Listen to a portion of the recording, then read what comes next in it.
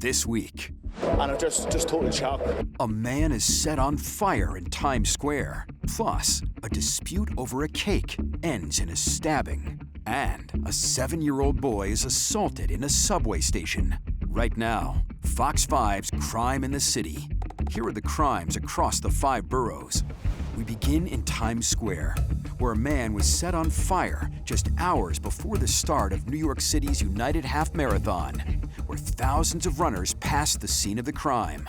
And now to this disturbing story. Police are investigating after a man was set on fire in Times Square. Well, police say they're looking for a suspect who knows the victim and, according to the Post, was arguing with him moments before he was set on fire. Good day's Briella Tomasetti live in Times Square. Briella, a lot of questions going on with this. You're trying to get to the bottom of the situation. What are you hearing?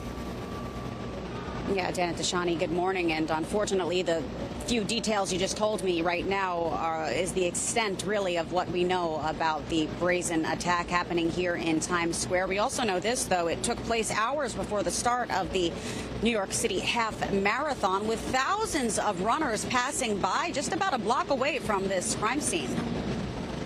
I just came and I saw him over there, and he was just kind of like on fire. Right.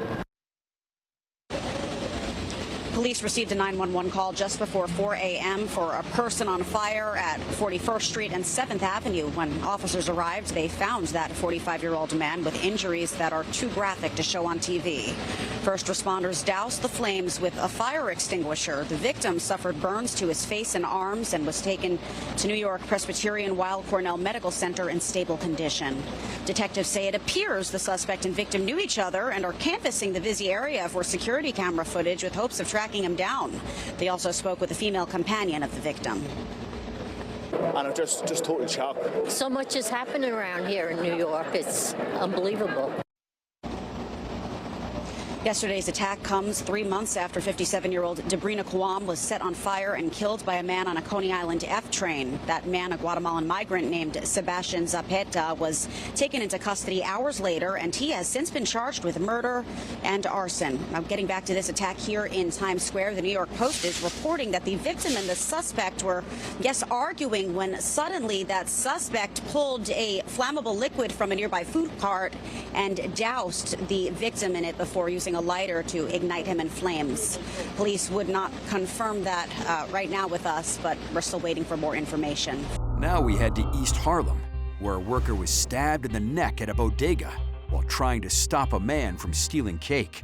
Now to East Harlem, where the search is on for the person who stabbed a deli worker in the neck. The victim is recovering tonight. Fox 6's Linda Schmidt is live at the scene in East Harlem. Linda, what are we learning about this suspect? Yeah, well, first of all, police are still looking for that suspect tonight, but it should not be too hard finding him. That's because I am told he is known to the neighborhood here. He is also known to the bodega. But he showed up at the bodega with what appears to be a huge knife. Go ahead, take a look at this. This is surveillance video of the suspect inside the food market at 3rd Avenue and 116th Street. Now, you can see what appears to be a large knife in his right hand. We are also told that he may have also had a screwdriver. Now, an employee says the suspect started arguing with another employee over a cake he wanted to steal and then stabbed the employee in the neck. The employee is 24 years old, and we are told he is now in stable condition at Harlem Hospital. The guy he want to steal a cake, and the guy he want to stop him, and he was cussing at him, and he take the knife and he stabbed him here. And once again, police still looking for that suspect tonight, but as I said at the top, should not be too hard because he is known to the community. Down at a subway station in Queensbridge, police say a woman shoved a 7-year-old boy before threatening him and his mother with a knife. In other news, police need your help in finding the person they say assaulted a 7-year-old boy at a Queens subway station. It happened inside the 21st Street station in Queensbridge, right around 12:40 in the afternoon on February 23rd. Now, according to investigators, the suspect pushed the boy twice, and when confronted by the child's mother, they say the person pulled out a knife before fleeing the station. The boy suffered some minor leg pain. If you have any information, call Crime Stoppers at 800-577-TIPS.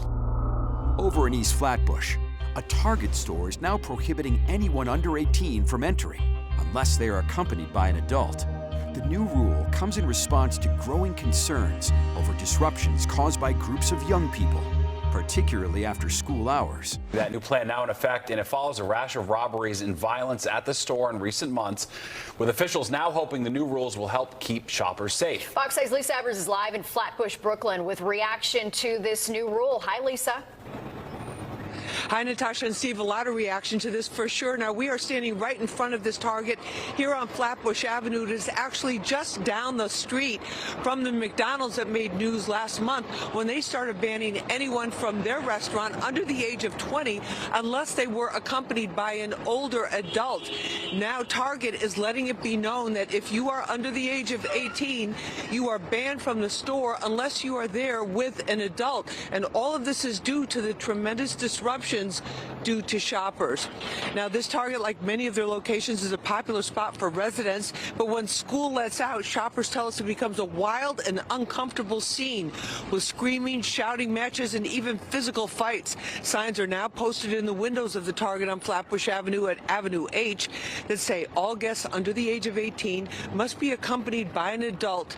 We spoke with shoppers who had mixed reactions, but mostly positive reactions. Here's what they told us. If the kids are running around acting crazy, then they shouldn't be in there, because there's plenty of times when I'm here during the daytime and after school hours and they're just running around crazy. I don't think it's necessarily like making it safer. I don't know. Some of the young kids can be trouble. They make trouble over here, they make trouble over there. The school kids, you know, it's their store. I can't tell them what to do. Now, some of the residents told us that they believe that this new policy will also help reduce the shoplifting problem, which they say has been a rampant and persistent issue here. Now, we reached out to Target's parent company and the corporate PR, but did not get a response. Staying in Brooklyn, we head to Canarsie, where a vigil was held on the anniversary of a 19-year-old's murder. His family is still seeking justice. An emotional night in Brooklyn as the community comes together to remember those lost to gun violence and to make sure no one else becomes the victim of another senseless tragedy. It also falls on the one-year anniversary of the shooting death of a teen, which is still unsolved. Fox 6's Kendall Green has more. Say his name! Say his name! It's been a year since the unsolved murder of Christian Josiah Montrose. Yet every day, his family relives the moment that ripped their world apart. Josiah died in my arms, and I don't get to wake up without seeing it. I don't get to go to sleep without seeing it. Dozens gathered at the same place the 19-year-old aspiring firefighter was shot to death while doing a favor for a friend. I want Christian to remember as perfect love. And I mean perfect love because that's exactly what he is. Testimony, one after another, revealed a special kind of character the 19-year-old had. To his family, he was the perfect example of what a man should be before he fully became one. His mother making a plea to other parents across the city. You got to know where your children are. You know there was an advertisement. It's 10 o'clock. Do you know where your child is? March 19th marks the day he was killed in front of his home on East 104th Street in Canarsie after a drive-by shooting. Like shootings they prayed against while lighting candles as an honor to the late teen's life. Now, the crowd size made it more than evident just how loved Christian Montrose was, and they weren't the only ones making a push for justice. They were joined by other family members who lost their loved ones to gun violence as well. Amanda, I want you to know that I love you. I'm always going to be here with you, standing with you, supporting you. She supports us in every way. She's a very strong person. While the case remains unsolved, Sean Montrose remembers his son's pure soul, worth their pursuit of justice. I think he's still alive in heaven somewhere because his heart was so pure. He was you know, when you think about Josiah, he's a person, he always cared about other people than himself. Up in the Bronx, we go to another vigil, this one for a 27-year-old man who was fatally stabbed outside the Barclays Center. Fox 6's Kendall Green talked to the victim's mother and sister and has more from the Melrose section of the Bronx. They will know your name. One of the many heartfelt messages pinned on balloons Tuesday evening in honor of 27-year-old Michael Hernandez. His loved ones, including his mother, nephew, and sister, described him as kind, loving, and goofy before he was tragically murdered in Brooklyn. I was told my kid was beaten, and after being beaten, they followed him to stab him to kill him. They stabbed Hernandez to death on Atlantic and Flatbush Avenue, just outside of the Barclays Center Friday, just after 9 p.m., around the same time of a K-pop concert. The Post reports Hernandez was approached by a group of people, then stabbed multiple times in the back and once in the chest. He'd take his last steps right there on scene. While they were, doing CPR and trying to resuscitate him, his last words were, "Please don't let me die." Understandably, his loved ones are shattered, especially his younger sister, grappling with the milestones she won't get to share with her big brother. I won't ever get the chance for my brother to meet my children. He was my life.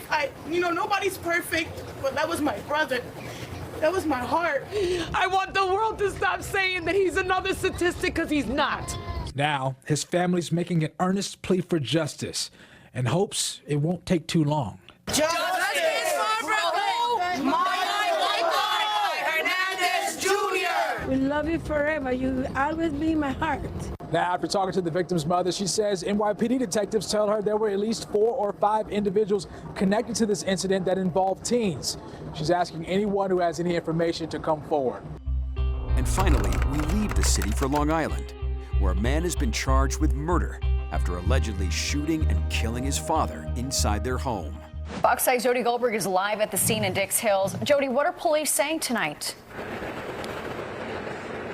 Bianca, Natasha, police are telling us that Father John Miller Sr., who went by Jack, was a retired police detective with the Suffolk County Police Department and a member of the Wyandanch Fire Department.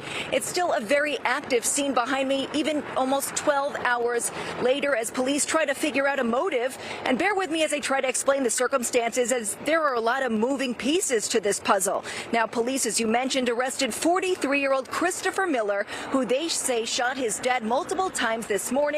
They say he moved back into his childhood home after a recent divorce, and it was just the two of them living there. Now, here's where it gets tricky. We're told Christopher was involved in a car accident earlier this week. He ended up getting into a fight with the other driver and was taken to the hospital. At the same time, his dad filed a missing persons report because he didn't know where he was. Christopher was discharged, came home, and then this morning, after an argument with his dad, police say he pulled out a shotgun and hit him multiple times before trying to run away.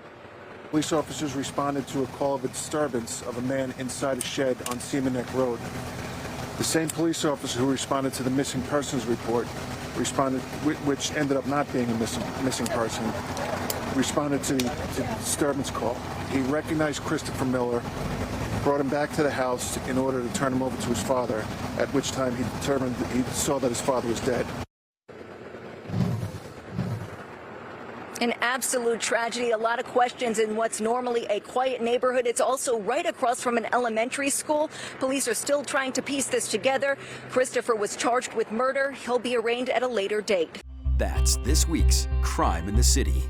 Subscribe for more at youtube.com/Fox5NY.